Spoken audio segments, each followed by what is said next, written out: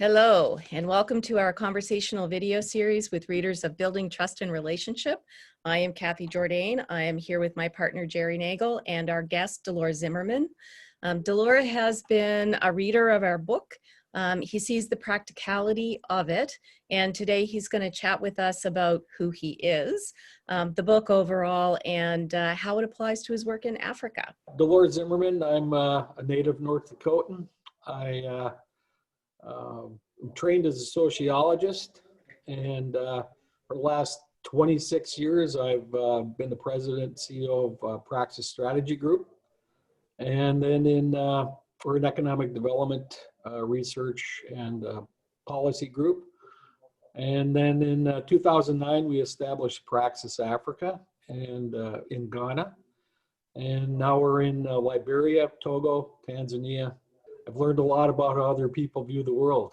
Well, what I really like about the book is, number one, it offers up a way to think differently about things and to be deliberate and intentional about considering how other people view the world. And then it also gets into the doing part, understanding that people have different worldviews. What's the process for being intentional about that and being actionable? So you have been doing some great work in Africa now for over a decade. Maybe just talk a little bit about that work and then how those experiences might have impacted your thinking about worldviews. I met Tony Menza Barampa while I was part of a 13-country team that was doing some work in England on evaluating one of their rural development programs. Since 2009, the first time I went to Africa, we've been involved in a number of different agricultural development projects.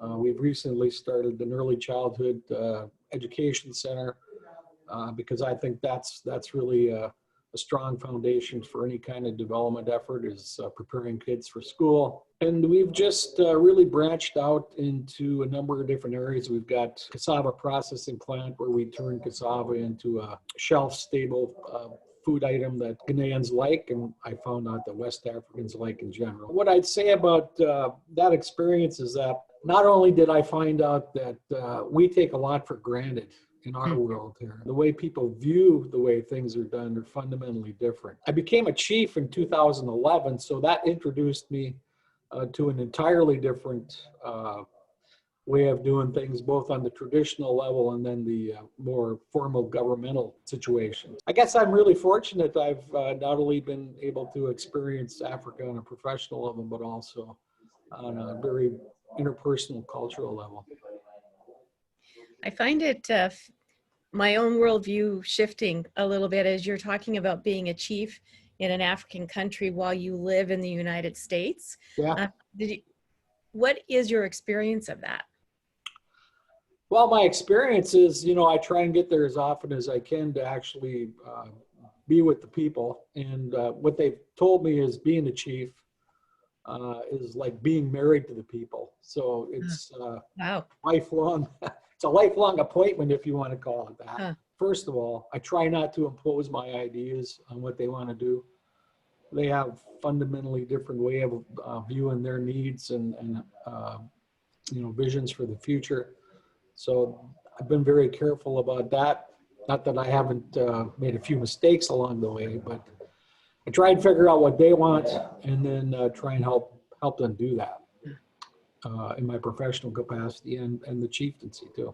Delore, we have a good friend here in the U.S., Kathy and I, who's African American, who a few years ago went to Africa for some work and found the experience pretty profound in that he was no longer in the minority. Yeah. And so, maybe speak a little bit to your experience, if you can, about what I assume now you are in the minority as a white person, how that impacts your worldview a bit. Yeah, I'll have to admit that a few of the times when I've been there and I've become aware that I haven't seen another white person for 2 days, that's a totally new experience. It's pretty hard to describe, one that I'm used to now. And, when we have festivals and other events in the village, they're kind of tongue in cheek about, well, he's not really, he's not really a black person, but today he is a Ghanaian, They make a pretty good effort to make me feel welcome, and I really appreciate that. How does that impact your worldview when you're back here in the U.S. and you're sort of back in the majority? I mean, how do you reflect the world around you? Well, I'm very sensitive to, when I meet somebody, making sure that I'm not too proactive about imposing my views on things. I like to be a good listener now, I would say. I've always felt that was one of your real strengths, is you've always, ever since I've known you, you've been a terrific listener. And well, to me, that's a fundamental skill you got to have when you work in a country where you don't. The real thing is Maya Angelou, always that quote, she says, people will always remember how you make them feel. I always keep that in the forefront of my interactions, because that's very important. That's quite lovely, actually. Thank you for that. From your experience, how do you think that the Worldview Intelligence approach can be helpful in international business relations? Well, I think it's just a great way to, put a structure around how you, when you first encounter people and when you work with people, just making sure that you don't dominate the interaction. Mm-hmm. I think Westerners have a tendency to do that.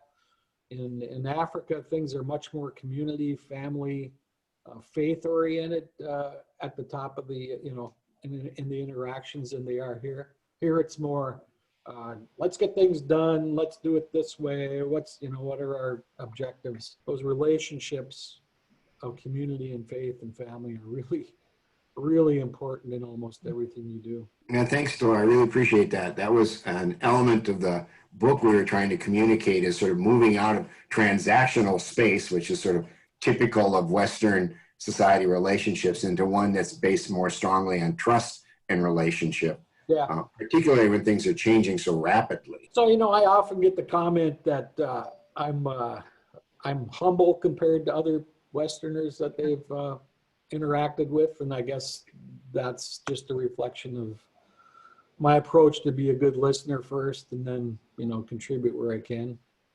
Are there any last reflections you'd like to share with us before we close out our conversation today?